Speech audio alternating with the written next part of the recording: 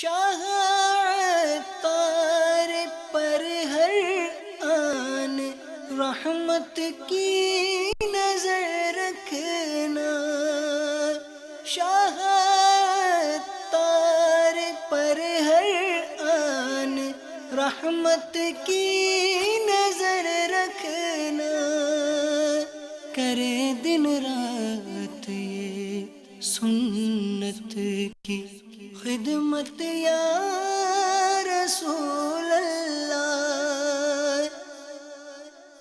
الحمد لله رب العالمين والصلاة والسلام على سيد المرسلين، أما بعد فأعوذ بالله من الشيطان الرجيم، بسم الله الرحمن الرحيم، الصلاة والسلام عليك يا رسول الله وعلى آلك وأصحابك يا حبيب الله، الصلاة والسلام عليك يا نبي الله وعلى آلك وأصحابك يا نور الله۔ میٹھے میٹھے اسلامی بھائیوں اور اسلامی بہنوں، الحمدللہ عز و جل خالق کائنات جل جلالہ کی زمین پر عشق رسول صلی اللہ تعالی علیہ وآلہ وسلم کا مدنی جام تقسیم کرنے والے ایسے مرد کامل اب بھی موجود ہیں جو فیشن کی آفت میں گرفتار لوگوں کو پیارے مصطفیٰ صلی اللہ تعالی علیہ وآلہ وسلم کی سنت کریمہ کا اسیر بنانے کے خواہاں ہیں۔ یہ اللہ عز و جل کا خاص کرم ہے کہ اس نے ہمیں اس پرفتن دور میں تبلیغ قرآن و سنت کی عالمگیر غیر سیاسی تحریک دعوت اسلامی کا مدنی ماحول اور شیخ طریقت امیر اہل سنت ابو بلال حضرت علامہ مولانا محمد الیاس عطار قادری رضوی دامت برکاتہم العالیہ جیسے ولی کامل کی صحبت باثر سے نوازا۔ یقیناً امیر اہل سنت دامت برکاتہم العالیہ ان عظیم ہستیوں میں سے ایک ہیں جن کی مخلصانہ جد و جہد کی برکت سے ہزاروں نہیں بلکہ لاکھوں مسلمان بالخصوص نوجوان برائیوں سے تائب ہو کے نیکیوں کی راہ پر گامزن ہو چکے ہیں۔ الحمدللہ عز و جل بلا مبالغہ امیر اہل سنت دامت برکاتہم العالیہ نے اپنے سنتوں پر بیانات کے ذریعے لاکھوں مسلمانوں کے دلوں میں مدنی انقلاب برپا کر دیا۔ الحمدللہ عز و جل مکتبۃ المدینہ ان بیانات کو آپ تک پہنچانے کی سعادت حاصل کر رہا ہے، لہذا تمام اسلامی بھائی اور اسلامی بہنیں اس بیان کو توجہ کے ساتھ سماعت فرمائیں۔ الحمدللہ رب العالمین والصلاة والسلام علی سید المرسلین، اما بعد فاعوذ باللہ من الشیطان الرجیم، بسم اللہ الرحمن الرحیم، الصلاة والسلام علیک یا رسول اللہ وعلی آلک واصحابک یا حبیب اللہ، الصلاة والسلام علیک یا نبی اللہ وعلی آلک واصحابک یا نور اللہ۔ حضرت محمد بن سلیمان رحمۃ اللہ تعالی علیہ، ان کا نام زیادہ مشہور نہیں لیکن ان کی تصنیف زیادہ مشہور ہے۔ ان کی تصنیف ہے دلائل الخیرات شریف، درود شریف کی بہت ہی مشہور کتاب ہے اور بزرگوں میں اس کے ورد کا سلسلہ چلا آ رہا ہے اور بازار میں بڑی آسانی سے دستیاب بھی ہے دلائل الخیرات شریف۔ اس کی وجہ تالیف کچھ یوں ہوئی، آپ مبلغ تھے، شہر بشہر سنتیں سیکھنے سکھانے کے لیے پھرتے تھے۔ ایک بار پھرتے پھرتے ایک گاؤں میں پہنچے، ظہر کا وقت تنگ ہوتا جا رہا تھا، وضو کے لیے پانی کی ضرورت تھی، ایک کنویں کے پاس پہنچے۔ کنویں میں پانی تو موجود تھا لیکن ڈول اور رسی موجود نہیں تھی۔ یہ پریشان کھڑے تھے کہ اتنے میں ایک گھر سے ایک چھوٹی بچی نکلی۔ کیا بات ہے؟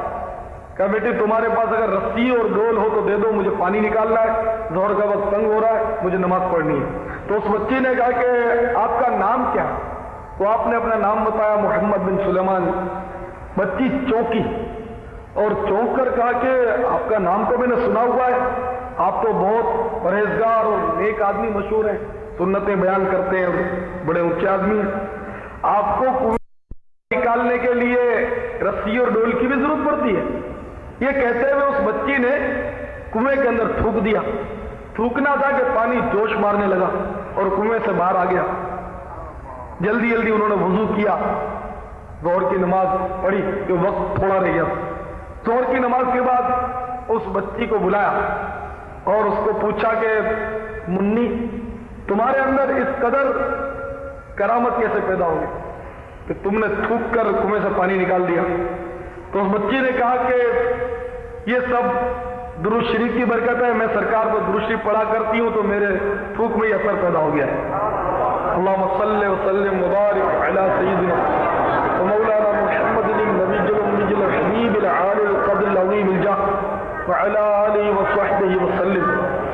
हज़रत मोहम्मद बिन सुलेमान रहमतुल्लाह अलैह बड़े मुतासिर हुए और आपने ये अहद किया कि अब पहली फुर्सत में दुरूद शरीफ पर एक किताब लिखूंगा, और आपने दलाइलुल खैरात शरीफ की तालीफ फरमाई। दुरूद शरीफ का सिला आपको ये मिला कि आपकी कब्र से कस्तूरी की खुशबू आती थी, और तकरीबन 77 बरस के बाद आपकी कब्र किसी वजह से खुल गई तो आपका कफन तक मैला नहीं हुआ था, जिस्म भी सलामत था, खून भी रवा था। किसी ने आजमाने के लिए आपके चेहरे पर उंगली दबाई। आपने कभी गौर फरमाओ कि आप चेहरे पर या हथेली पर एकदम उंगली दबाएंगे तो सफेद हो जाएगा, खून इर्द गिर्द से हट जाएगा, इर्द गिर्द हो जाएगा, फिर उंगली हटा लोगे तो फिर वो रंग सही हो जाएगा। जिस तरह उन्होंने उंगली दबाई तो वाकई सफेद दाग हो गया, खून इर्द गिर्द हो गया, फिर कुछ चंद जैसे थोड़ी देर में फौरन हो जाता है, फिर वो मतलब इन्हें कि सुर्ख हो गया और खून रवा हो गया। खून भी अपने बदन में उनके जारी था इतने अरसे के बाद। तो दलाइलुल खैरात शरीफ ये मतलब दुरूद शरीफ पर बड़ी बेहतरीन किताब है। इसके 8 हिज्ब होते हैं, हिज्ब आप इसको चैप्टर समझ लें, बाब 8 उसके बाब है, और ये 7 दिन में पढ़ने के होते हैं। पीर को 2 बाब पढ़े जाते हैं। इसकी बरकतें बहुत हैं। अभी पिछले दिनों अल्हम्दुलिल्लाह दावत इस्लामी के काफिले ने तकरीबन 150 शहरों के दौरे पर जो कमर बांधी थी, तो कुछ शहरों में मेरी भी ड्यूटी लगी थी, मैं भी गया था। सक्कर में एक बुजुर्ग भी तशरीफ लाए, वो मतलब और बातों में उन्होंने मुझे बताया, एक बड़ा ईमान अफरोज वाक़या बताया, इसका ताल्लुक दलाइलुल खैरात शरीफ से। वो बुजुर्ग जो थे वो इत्तेफाक से मतलब हमारी बिरादरी के थे और मेरे गांव के थे। मेरा आबाई गांव कुतियाना है, जूनागढ़ स्टेट। चूंकि वालिदैन वगैरह कुतियाने, इसलिए हम कुतियाने कहलाते हैं। वैसे मैं कराची में पैदा हुआ हूँ, अलबत्ता हम सब हैं मदीने के, लेकिन एक मतलब निशानी है तो कुतियाने के मेमन है। तो हमारे कुतियाने ही का वाकया उसने सुनाया, क्योंकि हमारे कुतियाने शहर में अल्लाह का फजल है कि बड़े खुश अकीदा लोग रहा करते थे, बड़े खुश अकीदा लोग। अब तो हम लोग हिजरत करके आ गए, तो अब भी हमारी अक्सरियत जो अल्हम्दुलिल्लाह बड़ी खुश अकीदा है, बुजुर्गों को मानने वाले हैं, नियाज नजर करते हैं, हुजूर गौस पाक को मानते हैं और बड़ा उनके वारे नियारे हैं अल्हम्दुलिल्लाह। तो ये बात फख्र की भी है कि औलिया किराम के दामनों से हम वाबस्ता हैं अल्हम्दुलिल्लाह। तो हुआ यूं था कि मैंने कहीं बयान किया था एक कुतियाने का वाकया, तो उस ज़िम्न में वो वाकया उस बुजुर्ग ने सुनाया और एक साहब ने अपनी वालिदा से पूछकर उस वाकये की तस्दीक कराई। तो मजीद मतलब मेरी तस्दीक हो गई और मुझे नाम नहीं मालूम था, अब नाम भी मालूम हो गया। तो वो वाकया भी बड़ा ईमान फरोज है। तो पहले वो वाकया सुनाता हूँ, फिर ज़िम्न में ये वाकया मुझे पता चला, और वो वाकया जो मुझे पता चला वो इतना दिलचस्प है कि मैंने उसी वक्त उसको कलम बंद किया और वो जो बुजुर्ग थे उनसे मैंने तस्दीक करा ली, मैंने सुना दिया, पढ़कर उसको लिख लिया, और इंशाल्लाह अपनी किताब में इंशाल्लाह उसको शामिल करेंगे। बहुत प्यारा वाकया है। तो जो ज़िम्नन निकला था वाकया, उसको छोड़कर मैं पहला वाकया सुनाता हूँ जिस पर यह वाकया मुझे मिला। हमारे कुतियाने ही में एक शख्स था, सैयदों का बड़ा अदब करता था। तो वो मतलब शख्स जो था वो सैयदों का बहुत अदब करता था। सैयदों के छोटे छोटे बच्चों को वो उठाए उठाए फिरता था, उनको शीरीनी ला कर देता था, उनसे खेलता था, बहुत खुश करता था। और हुजूर गौसे पाक पीराने पीर दस्तगीर रज़ी अल्लाह तआला अन्हु का बड़ा दीवाना, 11वीं वाले आका का बड़ा मस्ताना था। अधेड़ उम्र थी उसकी, नाम मुझे पता नहीं था। वो वाकया सुनाने के बाद कहीं बयान में मैंने सुनाया होगा, तो उसने अपनी माँ से पूछकर बताया कि नाम उस शख्स का उस्मान था। तो बोला शायद उसका माँ ने बोला कि याद पड़ता है, तो उस आदमी का नाम उस्मान था जिसके साथ यह वाकया हुआ। चलो हम इसका उस्मान नाम फर्ज कर ही लेते। वो उस्मान जो था वो मतलब सैयदों का बड़ा अदब करता था, बच्चों को शीरीनी वगैरह ला कर देता, उनसे खेलता, उनको खुश रखता, छोटे छोटे बच्चों सैयदों के। और हुजूर गौस पाक की बड़ी अकीदत थी। बीमार हो गया, उसका इंतकाल हो गया, उसको चादर उड़ा दी। अब वो सोगवार जमा है, अचानक उसके जिस्म में हरकत पैदा हुई, उठकर बैठ गया। اب لوگ گھبرا گئے کہ کیا ہو گیا، اور ادھر ادھر ہٹنے لگے تو اس نے کہا گھبراؤ مت، تم بھاگو مت، بات یہ کہ کمال ہو گیا، میں تو مر چکا تھا، میرے پیر و مرشد حضور غوث پاک تشریف لائے اور مجھے ٹھوکر ماری اور فرمایا کہ میرا مرید ہو کر بغیر توبہ کے تو مر گیا، اٹھ توبہ کر لو۔ کہ وہ اٹھ کر بیٹھ گیا عثمان جو تھا، اور اس نے یہ بیان دیا کہ میرے غوث پاک نے ٹھوکر ماری اور فرمایا کہ ہمارا مرید ہو کر توبہ کے بغیر ہی تم مر گیا، اٹھ توبہ کر۔ بہرحال تو اس نے کہا میں توبہ کرنے کے لیے اٹھاؤں، اس نے بیٹھ کر توبہ ہوا کی، کلمہ شریف پڑھا، پھر وہ چادر تان کے سو گیا اور مدینے کی یادوں میں کھو گیا، پھر وہ بس واقعی انتقال ہو گیا دوبارہ سے۔ تو یہ واقعہ میں نے سنا تو وہ نام لے کر اپنی امی سے وہ بھی کتیا نہیں گئے وہ لوگ بھی کہ بھائی وہ عثمان کا واقعہ، یہ تو سبحان اللہ، یہ اور بھی ایمان تازہ ہو گیا میرا کہ تصدیق ہو گئی، چلو کہیں سنا تھا کسی سے میں۔ تو پھر اس بزرگ نے اپنا واقعہ سنایا کہ اس کو اس کے چچا نے غالباً سنا کہ میرے بڑے ابا نے آیا میں یہ واقعہ سنا، شاید اس طرح اس نے بتایا مجھے اس بزرگ نے، وہ بھی سچا واقعہ ہمارے گاؤں کا۔ اس سے اندازہ لگائیں کہ وہاں کتنے خوش عقیدہ لوگ تھے، اور پہلے واقعی لوگ بہت بھولے والے ہوتے تھے، اب یہ جدید بالکل جدید انداز، جدید تعلیم، انگلش نظام تعلیم، برٹش نظام تعلیم، اور اس نے ہمارے ایمانوں پر اس قدر ڈاکے ڈالنے شروع کیے ہیں اور عقلیات کا اس قدر غلبہ شروع ہوا ہے کہ ہر بات کو ہم عقل کے پلڑے پہ رکھ کے تولتے ہیں، اور پھر تباہی اور بربادی کے جو بادل منڈلا رہے ہیں، منڈلا کہہ رہے ہیں تباہی اور بربادی گلے پڑ چکی، صحیح بات کہی۔ تو اس بزرگ نے واقعہ سنا ہے کہ ایک کتیا نے وہ سنگ تراش رہا کر، مطلب کیڑیا انہوں نے کہا، تو میں نے اسے ترجمہ کیا سنگ تراش، نے پتھر وہ تراشتا تھا اور بڑا دیوانہ تھا، ایک پتھر وہ تراشتا اور ایک دلائل الخیرات شریف کا حزب وہ پڑھ لیتا، تو دلائل الخیرات شریف بھی اس کو حفظ ہوگی یقیناً، ایک حزب وہ پڑھ لیتا۔ اس طرح دن گزرتے گئے، بڑا دیوانہ تھا، عاشق تھا۔ ایک بار وہ سویا تھا، قسمت انگڑائی لے کر اٹھ بیٹھی، کمال ہو گیا، سرکار کا سہانا گنبد بھی موجود اور سبز گنبد کے مکین بھی موجود صلی اللہ علیہ وسلم، اور سرکار اس سنگ تراش دیوانے سے فرما رہے کہ وہ دیکھو، اس نے کہا اب یہ گنبد شریف کا بتایا یا مینار شریف کا بتایا مجھے اچھی طرح یاد نہیں، اس بزرگ نے بتایا کہ وہ دیکھو یہ جو کنگرا ایک ٹوٹا ہوا ہے گنبد شریف کا یا مطلب مینار شریف کا، کوئی مطلب نہیں، حصہ ٹوٹ گیا تھا، کہ یہ جو ٹوٹ گیا نا، یہ تم مطلب ہمارے مدینے میں آؤ اور اس کو بنا دو، اے کاش کوئی کہہ دے آ کر میرے کانوں میں، چل تجھ کو بلاتے ہیں سرکار مدینے، اس کی تو قسمت کھلے۔ دیکھو مدینے تو سبھی جاتے ہیں، لیکن آپ جانتے ہیں اپنا جانا اور ہے ان کا بلانا، ان کو تو سرکار نے بلا، سرکار کے واقعی حقیقی مہمان۔ خیر آنکھ کھل گئی، حشاش بشاش اپنے آپ کو پایا، آقا نے بلایا، اب تو صاحب اس کی تو عید ہو گئی، واقعی اصل عید بھی وہی ہے اور اصل شادی بھی وہی ہے کہ سرکار بلا لے صلی اللہ تعالی علیہ وسلم، اور واقعی خود آ کر بلا لے۔ خیر اس کے تو وارے نیارے ہو گئے صاحب، اس نے تو سامان وامان تیار کیا، اپنے اوزار ہتھیار، یہ وہ پاسپورٹ ویزے کی اس کو فکر ہی نہیں تھی، اس وقت بھی ویزے کا اور یہ سسٹم ہوتا تھا، ترکوں کی حکومت تھی، عاشقوں کی حکومت تھی، پھر بھی ویزے وغیرہ کا تو سسٹم شروع ہو چکا تھا، زیادہ پرانا واقعہ نہیں۔ خیر اس کو ویزے پاسپورٹ کی فکر نہیں تھی، بس وہ دیوانہ تھا، وہ اس پر ایک رقت تاری تھی، میرے کو آقا نے بلایا، بس مجھے چلنا ہے۔ اب کیسا ویزا، کیسا ٹکٹ، کیسا رقم، کیسا مطلب یعنی کہ پیسہ فلوس کچھ بھی نہیں، چلا وہ اس نے تیار کیا، آج کا سیزن تھا ان دنوں، تھیلا والا تیار کیا، کندھے پہ ڈالا اور یہ سیدھا پور بندر پہنچا۔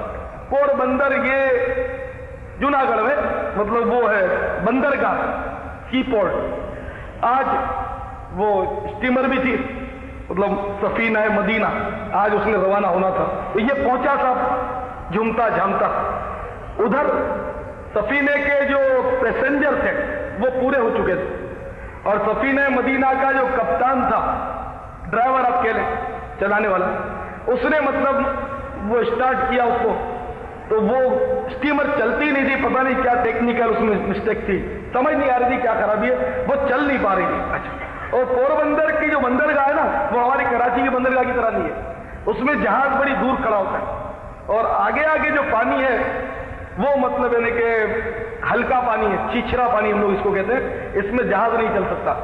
تو وہاں وہ مطلب یعنی کہ سلسلہ تھا، جہاز دور کھڑا تھا، چھوٹی چھوٹی کشتیوں کے ذریعے پیسنجر کو لے آتے تھے، پیسنجر پورے ہو گئے تھے ان کے حساب سے، وہ جہاز چلے نہیں. اتنے میں وہی تنگ تراش دیوانہ وہ تھیلا اپنے اوزار کا اٹھائے اور جھومتا جھومتا آقا کے عشق میں مگن وہ چلا رہا ہے، اور نظر اس کی سیدھی اسی طرف تھی، جہاز کی طرف جہاز تیار کھڑا ہے. تو ان لوگوں نے سمجھا کہ شاید ایک آدھ آدمی کم رہ گیا ہوگا اور یہ اسی کے لیے آ رہا ہے. تو جلدی جلدی ان لوگوں نے کشتی بھیجی، یہ دیوانہ کشتی میں بیٹھا، چڑھا جہاز میں. اب پھر اس نے کپتان نے ٹرائی کی چلانے کی، تب وہ سفینہ مدینہ چل پڑا. اب دیکھیے قدرت کی بات کہ اس سے نہ کسی نے پاسپورٹ مانگا نہ ویزا مانگا، کوئی مطلب اس سے بات کو ڈاکیومنٹس اسے دیکھے نہیں کسی نے.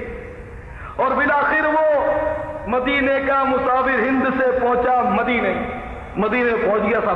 جب وہ سرکار کے روضے پاک کی طرف بڑھ رہا تھا تو کچھ عرب جو وہاں کے خدام تھے، اس وقت یہ خدام الحرمین جو ہوتے تھے وہ سب کے سب دیوانے ہوتے تھے، عشاق ہوتے تھے. آج کل جس نے جا کر دیکھا ماحول بدلا ہوا، اللہ کرے وہ پھر دور آ جائے عاشقوں کا اور دیوانوں کا. تو وہ بھی دیوانے تھے.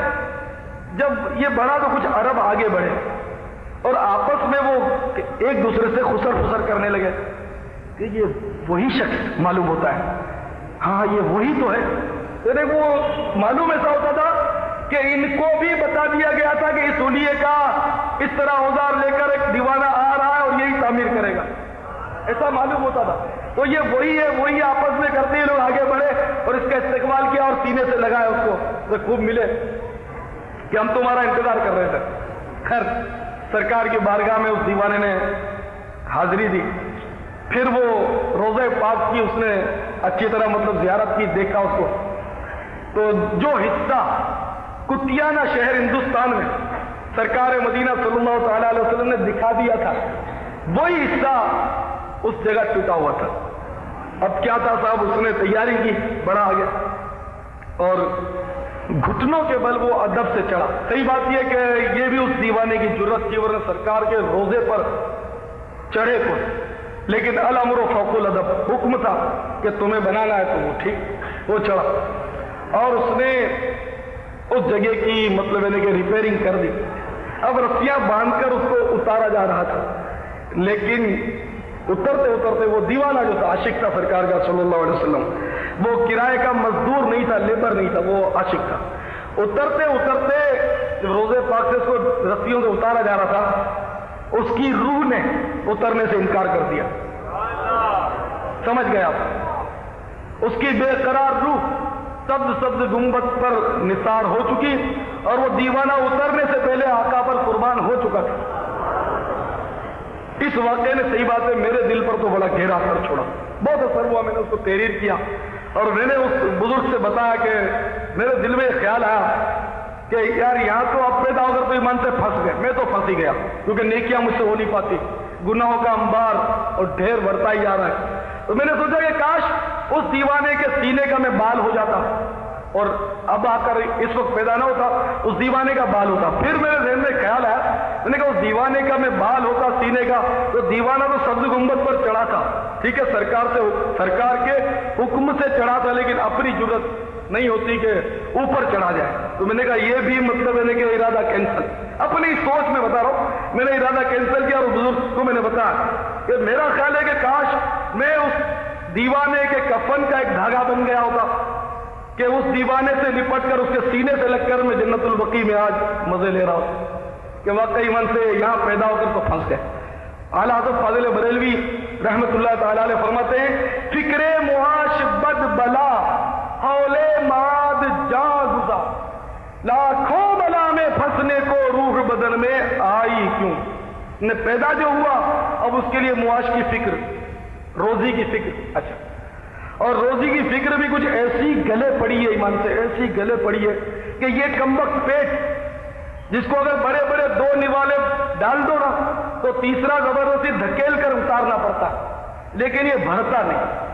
اگر کوئی بھرا ہوا پیٹ ہے تو ابھی مجھے بتا دے کہ میرا پیٹ بھرا ہوا. اگر کوئی بھرا ہوا کہے گا میرا پیٹ بھرا ہوا ہے، مجھے اس پر یقین نہیں آئے گا، ماحول اتنا خراب ہے. وہ تو بزرگوں کا حساب ہی عجیب ہوتا تھا.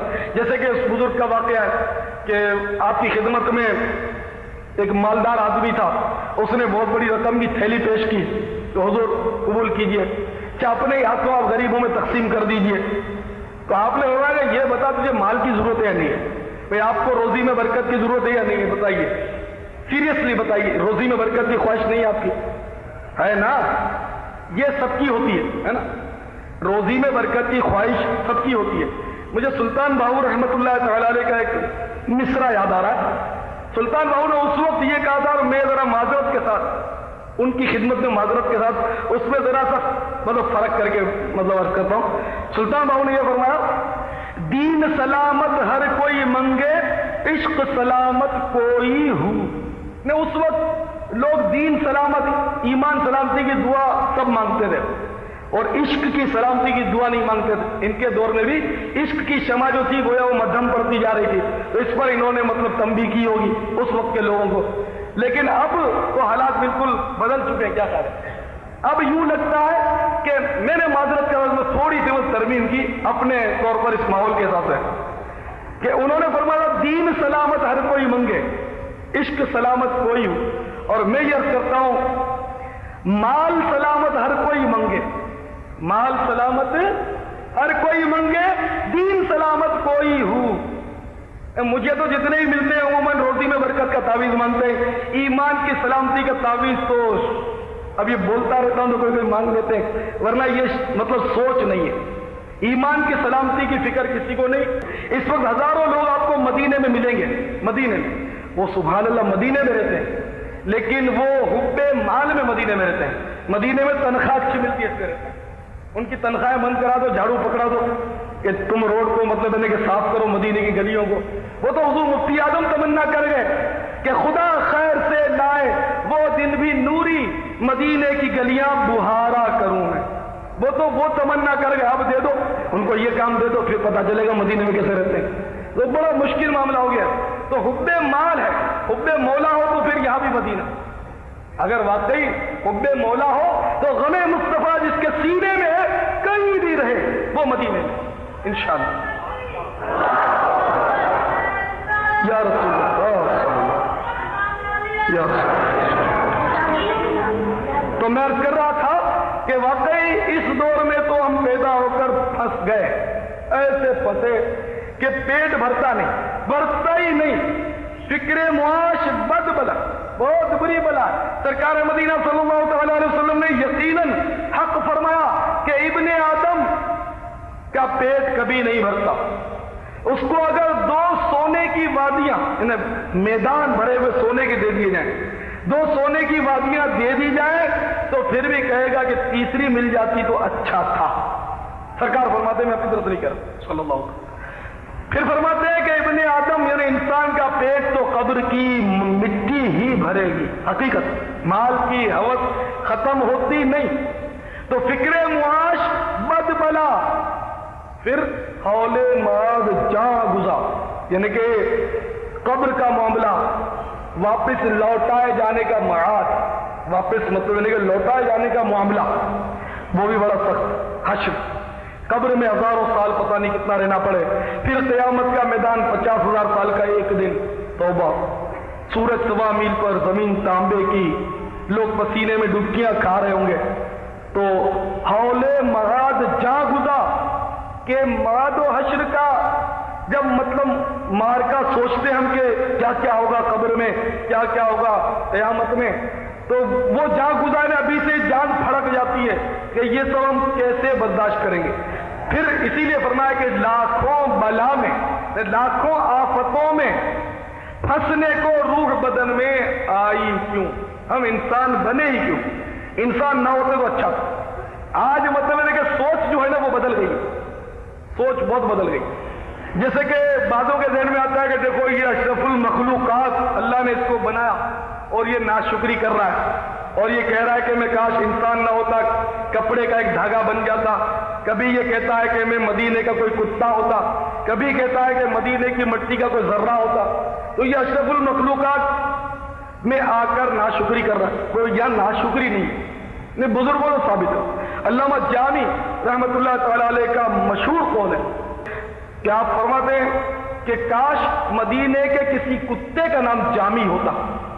تو یہ مطلب محبت کی باتیں کہ واقعی یعنی کہ یہاں کر پھنس گئے, انسان بن کر پھنس گئے. ان کی تو عاجزی تھی. سیدنا صدیق اکبر رضی اللہ تعالیٰ عنہ اشرف المخلوقات کے مفہوم کو زیادہ سمجھتے ہیں یا میں اور آپ زیادہ سمجھتے ہیں؟ اور علامہ جلال الدین سیوطی رحمۃ اللہ تعالیٰ علیہ یہ بہت بڑے بزرگ ہوئے. تفسیر جلالین ایک ان کی ایک اور دوسرے جلال الدین صاحب تھے ایک بزرگ, ان کی تفسیر جلالین یہاں تمام مدارس میں بغیر کسی اختلاف کے پڑھائی جاتی ہے. یہ ان بزرگ کی میں بات کرتا ہوں.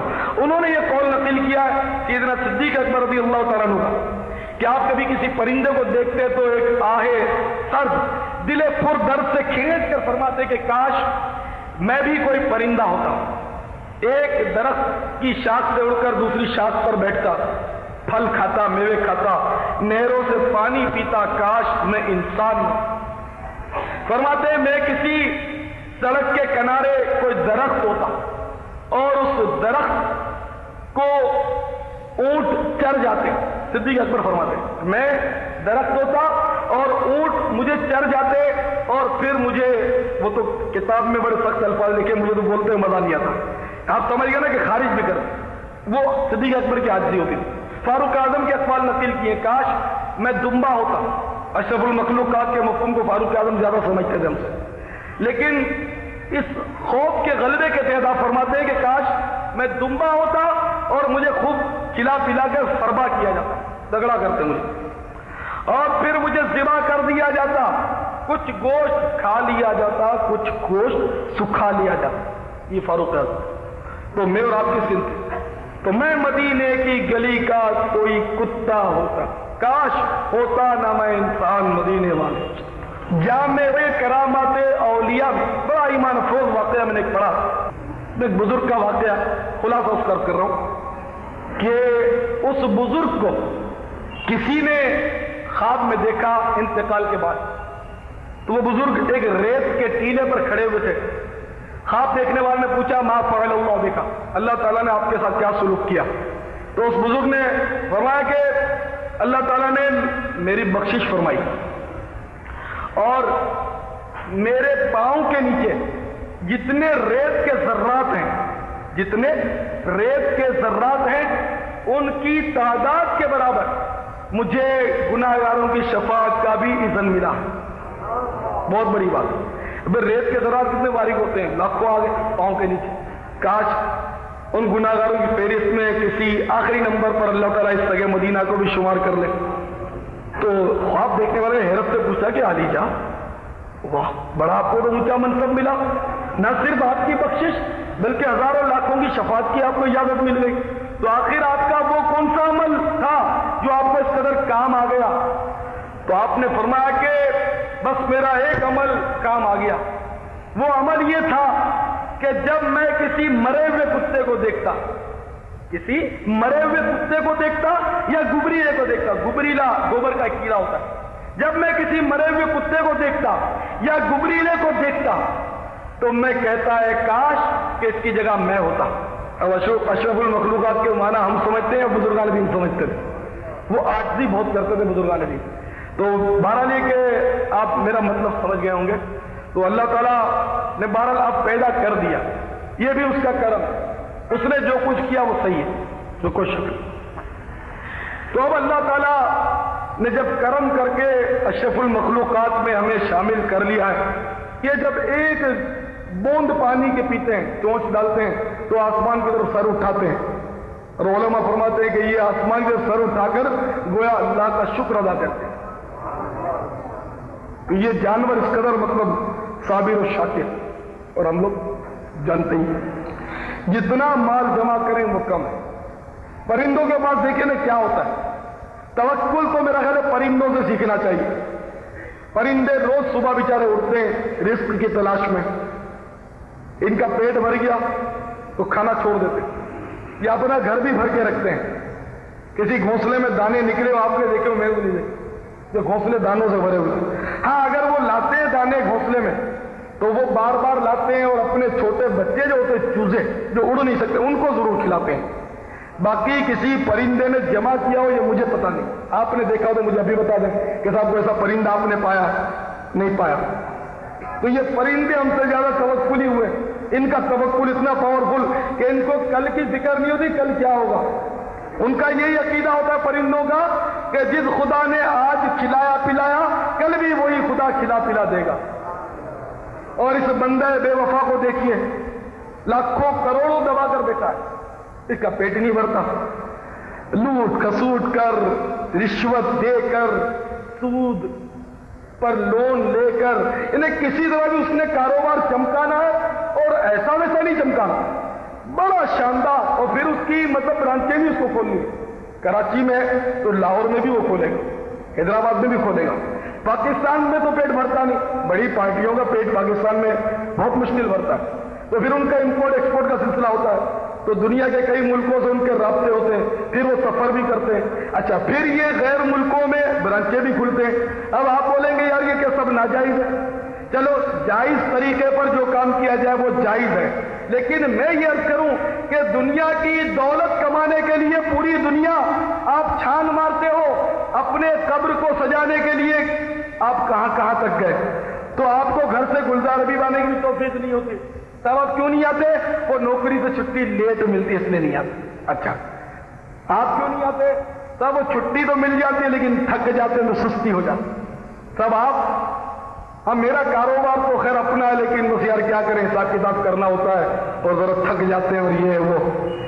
تو اب پھر ایسے شخص کو جس کو نماز کی فرصت نہیں, جماعت اس کو ملتی نہیں, نمازیں قضا کر دیتا ہے یا پڑھتا ہی نہیں یا جمعے کی پڑھ کر گزارا کر لیتا ہے, اس کو یہ کیسے اجازت دی جائے کہ ہاں تم نمازیں مت پڑھو, ٹھیک ہے پوری دنیا میں کاروبار کرو, یہی ضروری ہے. آپ روزی کمانا ضروری ہے, بچوں کا پیٹ پالنا ضروری ہے. تو جناب دعوت اسلامی والے بھی آپ سے یہ نہیں کہتے کہ آپ بھیک مانگو, کمانا ضروری نہیں. کسب حلال قدر ضرورت تو واجب ہے. طلب الحلال ہے واجب علی کل مسلم, ہر مسلمان پر طلب حلال واجب ہے, کسب ضرورت تو واجب ہے. لیکن یہ کہ یہ کسی نے نہیں کہا کہ چاہے دین کی قربانی دینی پڑے, نماز کی قربانی دینی پڑے, سنتوں کو پائمال کرنا پڑے, سود لینا پڑے, رشوت دینی پڑے, جھوٹ بولنا پڑے, کسی طرح بھی بس مال کمانا فرض, یہ کسی نے نہیں.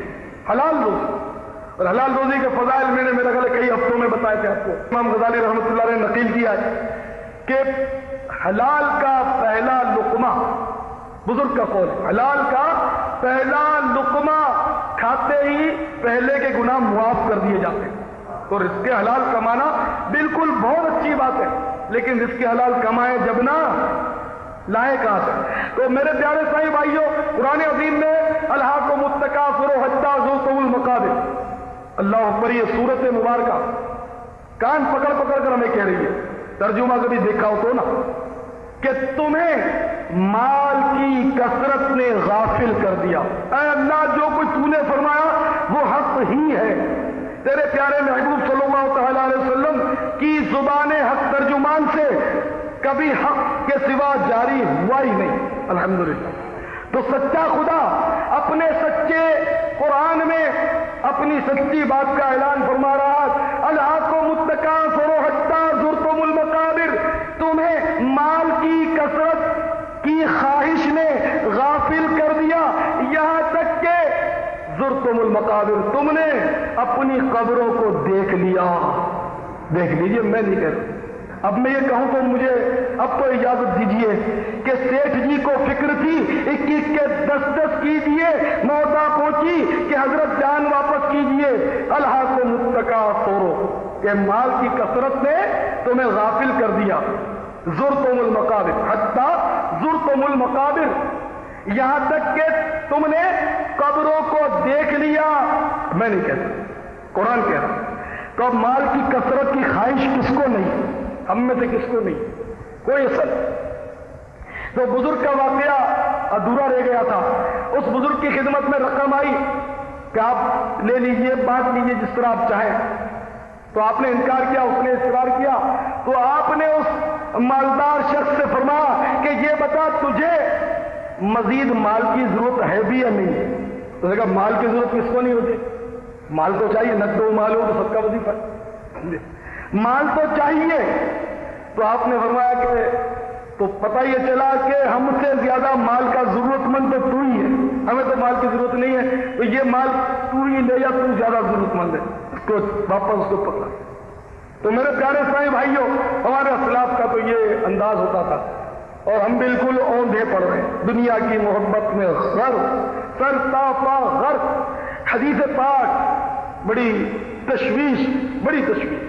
حضور سید عالم صلی اللہ تعالیٰ علیہ وسلم کا فرمان عالی شان ہے کہ اللہ کی بارگاہ میں ایسا شخص بھی پیش کیا جائے گا کہ جس کی عبادت زمینوں اور آسمانوں کو بھر دے گی۔ اتنی بڑی عبادت کا وہ مالک ہو، اتنی عبادت کی ہوں گی، زمینوں آسمانوں سے زیادہ عبادت، لیکن وہ اللہ تعالیٰ سے اس حال میں ملے گا، یعنی وہ شخص کہ جس کی عبادت زمینوں اور آسمانوں کی برابر ہوگی، وہ اللہ تعالیٰ سے اس حال میں ملے گا کہ حب دنیا، دنیا کی محبت کو لے کر وہ اللہ سے ملے گا، انہیں مرتے مرتے بھی دنیا کی محبت اس پر غالب تھی، اس حال میں وہ اللہ سے ملے گا، تو اللہ تعالیٰ اس کی تشہیر فرمائے گا۔ یہ وہ شخص ہے کہ جس نے دنیا میں اس چیز کو عزیز رکھا کہ جو اللہ تعالیٰ کی نظر میں ذلیل تھی، یعنی دنیا، اس سے محبت لے کر ہی اللہ سے ملنے آئے۔ تو میرے پیارے سائیں بھائیوں، دنیا ضرور کمائیں، روزی حلال ضرور کمائیں، لیکن رزق حرام ہم کمائیں گے، ہماری اولاد کھائے گی، ہمارے بیوی بچے کھائیں گے، ہم پھنس جائیں گے کہیں ایسا نہ ہو۔ تو دنیا کی محبت نے ہمیشہ تباہی مچائی، ہمیشہ تباہی مچائی، اور حدیث شریف میں آیا کہ دنیا کی محبت تمام برائیوں کی جڑ ہے، اور وہ واقعی جڑ ہے، ہمیشہ سے اس کی تباہی آتی رہی۔ قوم موسیٰ کو دیکھ لیجیے، سیدنا موسیٰ علیہ نبینا کلیم اللہ علیہ الصلوۃ والسلام، توریت کے احکام نازل ہوئے تو بنی اسرائیل سے فرمایا کہ اللہ نے یہ احکام نازل فرمایا مان لو، لیکن وہ بھی دنیا کی محبت میں غرق ہے، گناہ میں مست ہے، کام نہیں مانے، سرکشی پر اتر آئے، اللہ تعالیٰ کو جلال آ گیا۔ کوہ طور جو ہے وہ جڑ سے اکھڑ گیا، کوہ طور جڑ سے اکھڑ گیا، اور بنی اسرائیل کی بستی پر معلق ہو گیا، اوپر معلق ٹھہر گیا فضا میں۔ وہ بستی جو تھی، وہ اس کا جو رقبہ تھا 3 بائی 3 میل، مطلب چاروں طرف 3 میل کا رقبہ تھا۔ اب وہ پہاڑ ان پر بالکل یہ نہ لٹک گیا، اور یہ سمجھ گیا اللہ کا یہ غضب ہے، قہر ہے، اب تو یہ گھبرا گئے کہ اب گرا کہ اب گرے گا اور پس جائیں گے، تو یہ سارے کے سارے لرز گئے اور سجدے میں گر گئے، سجدے میں گر گئے، لیکن سجدہ بھی انہوں نے اس طرح کیا کہ بائیں آنکھ اور بایاں رخسار، اس طرح سجدے میں یعنی کہ اپنا چہرہ رکھا، الٹی آنکھ اور الٹا گال، اور سیدھی آنکھ سے وہ پہاڑ کو دیکھتے رہے کہ اب گرا کب گرا، اس طرح مطلب ان پر دہشت کاری تھی۔ سرکار کی بعثت کے بعد اب تو کسی اور نبی کا کلمہ نہیں چلے گا، آئی نئی حکومت سکہ نیا چلے گا، پایا جہاں نے آقا تمہیں شب ولادت، میرے آقا کی آمد ہو گئی تو نئی حکومت آ گئی، اب نیا سکہ چلے گا۔ پرانے جتنے بھی سابقہ انبیاء علیہ السلام ہیں، ان کے جو ادیان تھے، ان کی جو شریعتیں تھی وہ بالکل سچی ہیں، ہمارا ایمان، لیکن اب وہ منسوخ ہو گئی۔ تو بہرحال یہ کہ انہوں نے ایک الٹی آنکھ اور الٹے گال پر سجدہ کیا، اور پہاڑ کو دیکھتے رہے اور توبہ کرتے رہے، یا اب نہیں کریں گے، توریت کے سارے حکم ہم نے مان لیے۔ چنانچہ پھر پہاڑ اپنی جگہ پر چلا گیا، اللہ نے ان کو معاف کر دیا۔ لیکن یہ قوم سرکش، آپ کو پتا ہے، بڑی سرکش قوم، بڑی سرکش، اور جن کا دل مطلب ہے کہ سخت ہو جاتا ہے، ان پر کوئی بات اثر کرتی بھی نہیں۔ مرتے مرتے میں نے 12 آپ کو مثالیں دی ہیں کہ آخری سٹیج کے مریض دیکھیں، کینسر کے مریض، بیماریوں کے مریض، اب گیا کہ اب گیا، لیکن ان کو بھی ہم داڑھی نہیں رکھوا سکتے، ان کو بھی توبہ نہیں کرا سکتے، ان کا ذہن نہیں بناؤ، مرتے مرتے بھی وہ یہی کہتے ہیں کہ بس یہ دعا کرو کہ یہاں سے ذرا کھڑے ہو جائیں تو دعوت اسلامی کے لیے ہم وقف ہو جائیں، آپ کے ساتھ پنجاب کے دورے پر چلیں گے۔ وہ اس طرح بیچارے دل کو بہلاتے ہوئے چند روز کے بعد خبر آتی ہے کہ صاحب وہ تشریف لے گئے دنیا سے، تو بڑا مشکل معاملہ ہے، تو ذہن بن جاتا ہے۔ ہمارا بسم اللہ منزل مسالم میرا مکان وہی ہے، وہاں ایک بسم اللہ منزل مطلب گر گئی تھی چند سال پہلے، 103 آدمی شاید ہلاک ہوئے تھے، کچھ لوگ بچ بھی گئے تھے، اس میں سے جو کوئی چائے دودھ لینے گیا تھا، کوئی دہی لینے گیا تھا، اس سحری کے ٹائم پر ہوا تھا رمضان شریف میں، یاد ہوگا بہت سے بھائیوں کو۔ تو یوں مطلب بال بعض لوگ لک بائی چانس بچ گئے تھے. تو میں نے ایک لڑکا جو میرا دوست ہے وہ اس میں بچہ تو نہیں تھا اس میں سے, جو بچ گیا ان کو میں جانتا ہوں, وہ بس وہی بیچارے جب تک زندگی ہے وہی دنیا کمانی ہے, اپ ٹو ڈیٹ رہنا ہے, فیشن کرنی ہے, برل وہ نصیب کی بات. تو وہ میرا ایک دوست ہے, وہ بھی بہت پرانا دوست ہے اور بیچارہ وہ بھی ماڈرن. تو انہی دنوں میں نے اس کو کہا کہ میں نے کہا یار تو سوچ کہ تو اگر بالفرض اسی بسم اللہ منزل کے اندر ہوگا جس میں 103 آدمی دب کر ہلاک ہوئے اور تو اتفاق سے زندہ بچ کر نکل آتا تو پھر تو داڑھی رکھ لیتا نا. اس سے کہا میں سوچتا پھر بھی سوچتا. تو یہ مقدر کی بات ہے, نصیب اپنا اپنا. اس پر یہ جو جتنے بیچارے میرے بھائی ہیں وہ بھی سن لیں کہ بسم اللہ منزل میں ہی دب کر مرنا کوئی ضروری نہیں ہے. یہ مطلب ٹرک دندناتے پھر رہے ہیں, یہ منی بسیں فراٹیں بھرتی ہوئی جا رہی ہیں, دیواریں گر جاتی ہیں, چلو کچھ نہیں ہوتا, اچھے خاصے سیٹ صاحب بیٹھے ہوتے ہیں اور دل کا دورہ پڑ جاتا ہے اور زبان لٹک جاتی ہے, سر ڈھلک جاتا ہے, ہارٹ فیل ہو جاتا ہے. الموت قدح کل نفس شاربوہا, موت ایک ایسا جام ہے جسے ہر نفس نے پینا ہے. پچھلے دنوں بڑی عجیب و غریب خبر اخبار میں آئی, گلشن اقبال میں ایک نوجوان 27 سال کا بیچارہ, اس سے ہمیں ہمدردی, اللہ اس کی مغفرت فرمائے. آج اس کی شادی تھی, اس دن کا جو مطلب اس کی شادی ہے. نوجوان, جوان آرزویں, جوان امنگیں. 8 بجے دولہا بن کر وہ سیڑھی سے اتر رہا, پتہ نہیں عشاء پڑی یا نہیں پڑی, اللہ بہتر جانے. بدگمانی کرنی نہیں چاہیے, لیکن دولہوں کو میں دیکھتا ہوں وہ نماز کو فرض و فخر پڑھتے ہی ہوں گے, وہ نکاح کے بعد 2 نفل ضرور پڑھتے ہیں. وہ بھی بعض اگر اپنے انور کو دیکھ کے وہ سائڈ سے دیکھتے ہوتے ہیں کس طرح پڑھی جاتی ہے, وہ اس طرح وہ پڑھتے ہیں. فرض نماز کے ٹائم پر میں نے دیکھا وہ انتظار کرتے ہیں بعد کہ فرض نماز ختم ہو جائے, امام صاحب لڑک جائیں آگے, بندے ادھر سڑک جائیں تو پھر وہ آگے نفل پڑھتے ہیں. اپنے فرض نہیں پڑھتا ہے. یہ میں نے تماشے دیکھے, آپ نے شاید نہیں دیکھے ہو, میں تو اس معاشرے میں رہتا ہوں, آپ کو پتا ہے. تو وہ میرے ذہن میں آ کے بیچارہ کا کیا ہوگا, کتنا وہ اپ ٹو ڈیٹ ہوگا, ٹائی لگائی ہوگی, کوٹ پتلون. بدقسمتی سے اللہ کرے کہ ان آفتوں سے ہمیں نجات ملے, اللہ کرے. وہ تو سنتیں جب نافذ ہوں گی تبھی نجات ہوگی. جب دعوت اسلامی کا پیغام گھر گھر پہنچے گا, سنتوں کا پتہ چلے گا, جبھی تو چھوٹ ملے گی, ہمیں نجات ملے گی, ورنہ لوگوں کو پتہ ہی کوئی. اللہ کرم فرما بیان پر. جس طرح ہمارے نوجوان جو لاکٹ پہنتے, زنجیریں لٹکاتے ہیں گلے میں, یہ بھی حرام ہے. طرح طرح کی دھات کے بات سمجھتے ہیں کہ صرف سونے کے حرام ہے, نہیں. کوئی بھی دھات ہو, سونا ہو, پیتل ہو, رولڈ گولڈ ہو, امیٹیشن, جتنی بھی دھاتیں وہ سب کے سب ناجائز ہیں. یہ زنجیریں جو پہنتے ہیں ہمارے اسلامی بھائی, تو جس نے پہنی وہ فوراً اتار دیا کرے, کیوں توڑ کے پھینک دیں. جتنی آپ جلدی کرو گے ثواب آپ کو جلدی مل جائے گا. اور سوچیں گے دیکھوں گا یہ, یا آپ شرافت سے اس کو اتارو گے کہ میں فلاں دوست کو دے دوں گا, تو یہ سی حماقت تو اب کرنا بھی نہیں. لوگ دے دیتے ہیں ایک دوسرے کو, یہ تو سراسر حماقت ہے. بھائی اس کو دو گے وہ پہنے گا, گناہ آپ کو بھی ملے گا. آپ کے دینے کی وجہ سے اس بد نصیب نے پہن لیا, ورنہ شاید وہ نہ پہنتا. آپ نے دیا, اس نے محبت سے پہن لیا, تو گناہ کرنے والا اور گناہ پر ابھارنے والا دونوں ایک جیسے. تعاونوا علی البر والتقوی, نیکی اور پرہیزگاری پر ایک دوسرے کی مدد کرو. ولا تعاونوا علی الاثم والعدوان, گناہ اور برائی کے کام پر ایک دوسرے کی مدد مت کرو. تو دو بھی مت کسی کو, وہ پہنے گا توڑ تاڑ کے پھینک پھانک. اب اللہ ایسا جذبہ دے, کسی کو ہوتا ہے, میں دیکھتا رہتا ہوں, بولتا رہتا ہوں, میں نوجوانوں کو موقع ملتا ہے تو کوئی اتار کے توڑ کے لیجیے صاحب, یہ کھینچا, یہ توڑا, یہ پھینک. بعض نزاکت سے اتار کر جیب میں سرکا لیتے ہیں, تو اس میں یوں ہوتا ہے کہ شاید مربت میں اتار دیا یا کسی کو دے دے گا, اور اکثریت اتارتی نہیں ہے, خالی یوں 10 سیر کا وہ ہلا دیتی ہے, بات خالی مجھے دیکھ لیتے. تو بہرحال جو بھی صحیح, اپن کو تو ثواب مل جائے گا انشاءاللہ بتانے کا, اگلا مانے یا نہ مانے. اپنے ہاتھ میں ڈنڈا تو نہیں ہے. پھر ابو ذر غفاری رضی اللہ تعالیٰ عنہ مشہور صحابی, بڑے جلالی صحابی, یہ تو ڈنڈا لے کر ہی سمجھاتے تھے.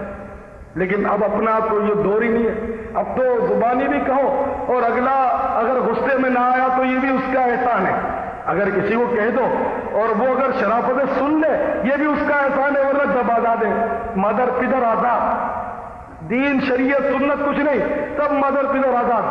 اگر آپ نے کسی کو حق بات کہہ دی, وہ اگر بگڑ نہیں گیا تو اس کا احسان, اور بفرا اگر تو آپ کو کوئی بچانے والا بھی نہیں ہوگا. کئی قتل اس طرح ہو جاتا ہے, اخبار ہو جاتا ہے, छेड़ छाड़ में इसमें उसमें लोग मना करते कि इसको मत छेड़ो उसको मत छेड़ो, तो कत्ल कर देते। तो बहरहाल ये कि वो दूल्हे मियाँ बेचारे, अल्लाह इनको गरीक रहमत फरमाए, क्योंकि नाम उनका मुसलमानों वाला था, मैंने पढ़ा अखबार में। तो वो 8 बजे रात के वक्त वो सीढ़ी से उतर रहे थे, पता नहीं क्या अरमान मचल रहे थे, शादी थी, और जिसकी शादी का पहला दिन था उसको पता होगा, और जिसकी तारीख अब मुकर्रर है कि महीने दिन के बाद शादी है या 15 दिन के बाद शादी है, तो वो सोचता होगा कि महीना 15 दिन जिंदगी में से जरा लेस हो जाए, लेकिन वो दिन मेरा जल्दी आ जाए शादी का, तो मेरी शादी हो जाए। तो बहरहाल वो क्या उसके अरमान भरे होंगे उसके दिल में, वही जानता है। वो सीढ़ी से उतर रहा था, हाँ, उसका पांव फिसला, वो गिरा, वो लुढ़का, सीढ़ी से लड़खनियां खाता हुआ वो पटखनी खाई, उसने दम तोड़ दिया। जहां कुछ देर पहले लोग गुलछर्रे उड़ा रहे थे और शादियां में बज रहे थे खुशी के, वहीं सफे मतम बिछे।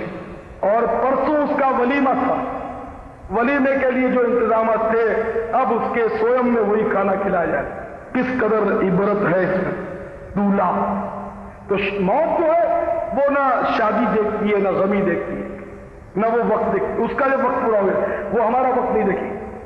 चाहे वो शबे बारात है, चाहे वो रमजान की ईद है, चाहे वो चांद रात है, चाहे हमारी कैसी मसरूफियत है, बहुत बड़ा सौदा हमारा अटका हुआ है, चाहे हमारी आज फ्लाइट है अमेरिका की, करोड़ों रुपए का सौदा करने, दस्तखत करने हम जा रहे हैं, लेकिन जब मौत आ गई तो टांग पकड़ ली हमारी, टांग नहीं गला पकड़ ली।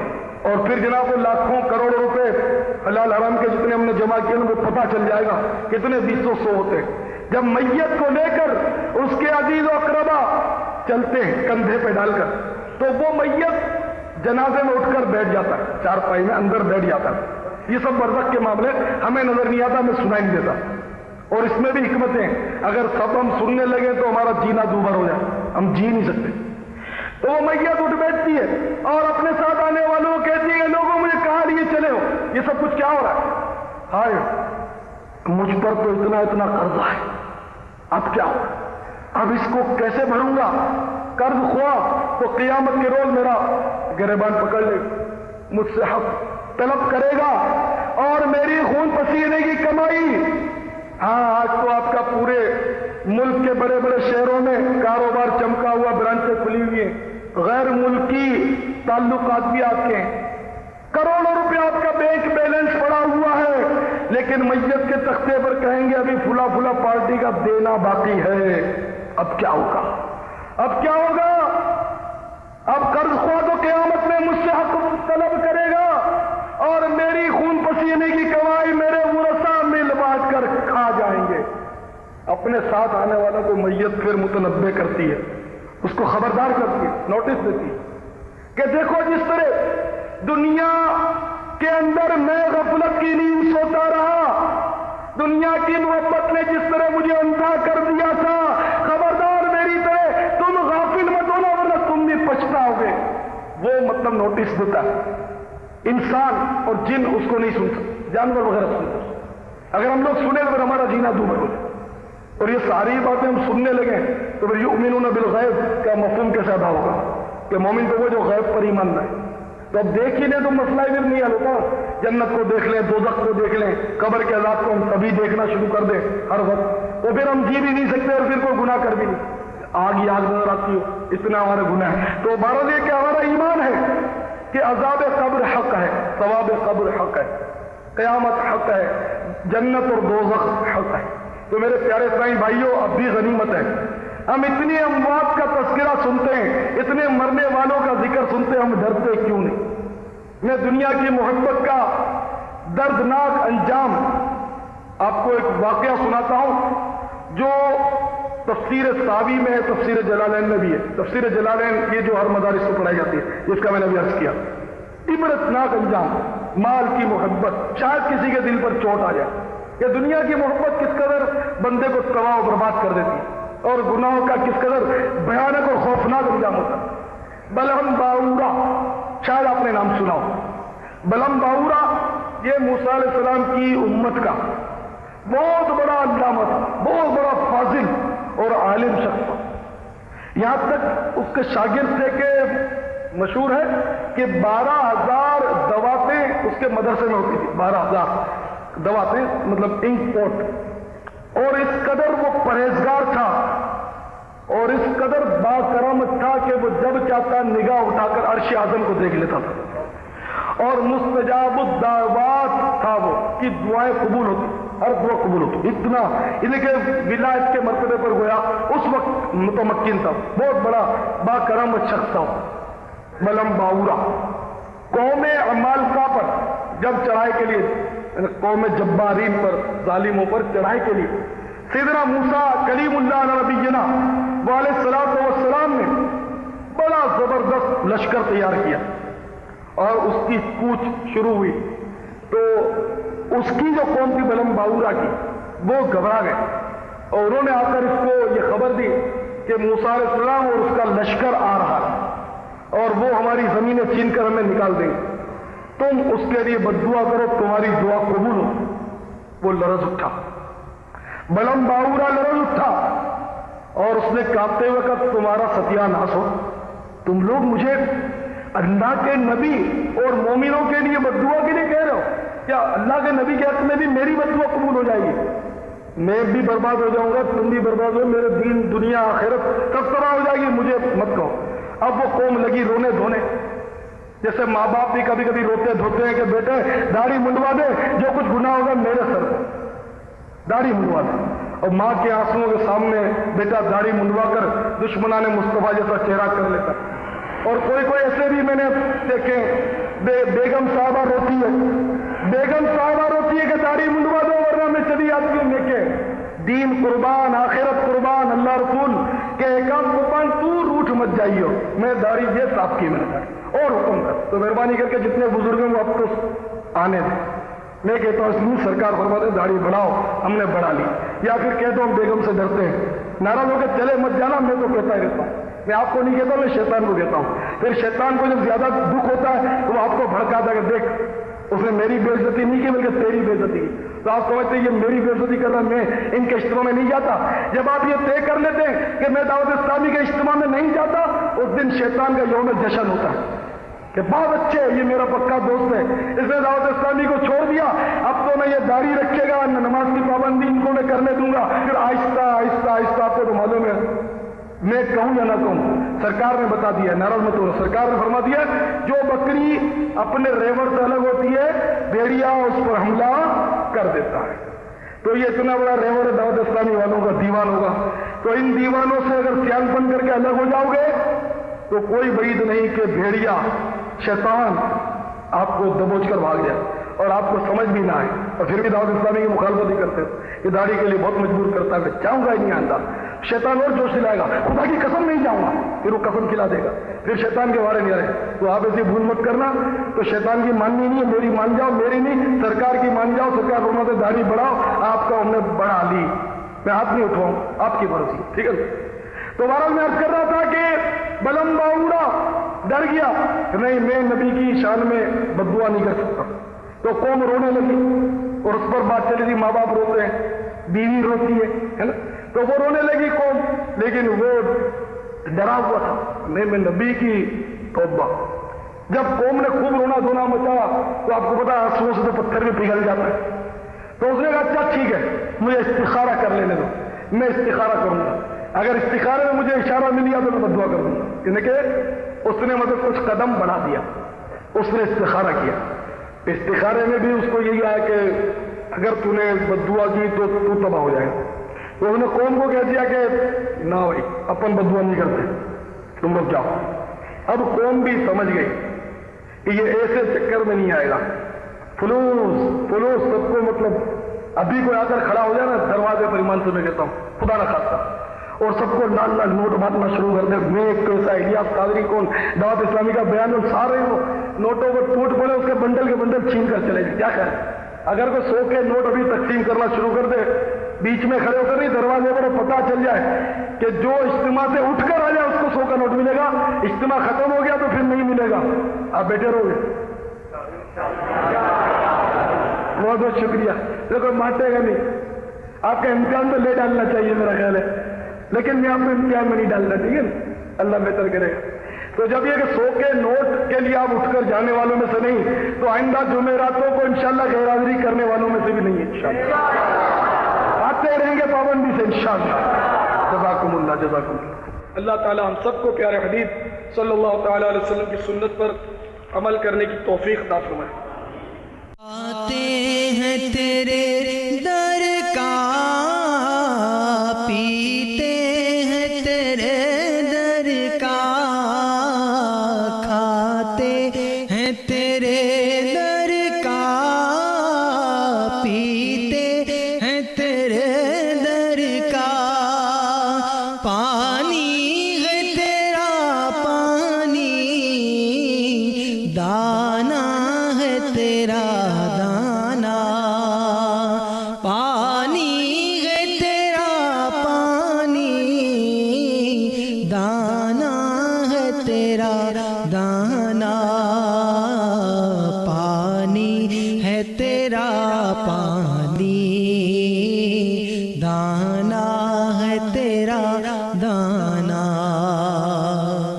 تو شمع رسالت ہے، عالم تیرا پروانہ، تو شمع رسالت ہے، عالم تیرا پروانہ، تو ماہ نبوت ہے، اے جلوائے جانانا۔ صلو علی الحبیب صلی اللہ تعالی علی محمد۔ مجھے اپنی اور ساری دنیا کے لوگوں کی اصلاح کی کوشش کرنی ہے انشاءاللہ۔